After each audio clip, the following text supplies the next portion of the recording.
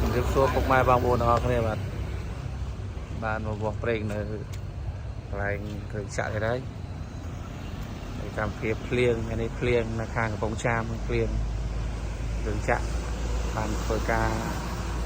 បានតិចទេថ្ងៃនេះភ្លៀងដោយសារតែមេឃសតុំហ្មង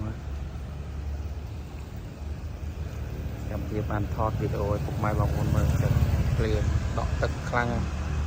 នៅខាងកំពង់ចាម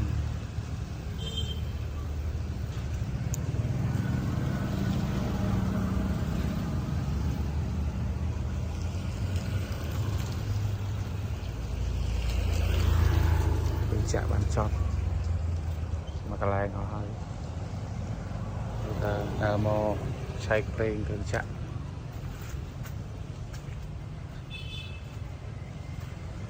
ទេសភាពស្អាតនៅកន្លែង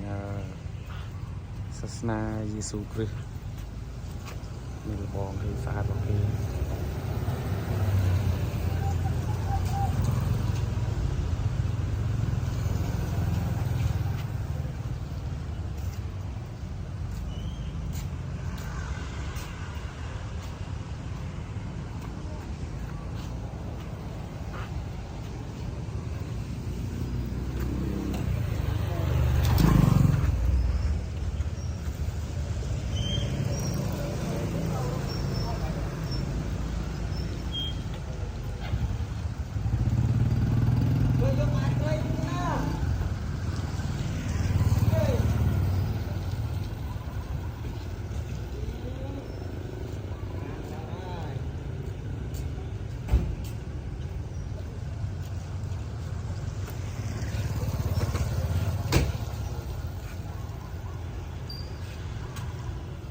បាទវីដេអូមានតែប៉ុណ្្នឹងដែរពុកម៉ែបងប្អូនទាំងអស់គ្នាបាទ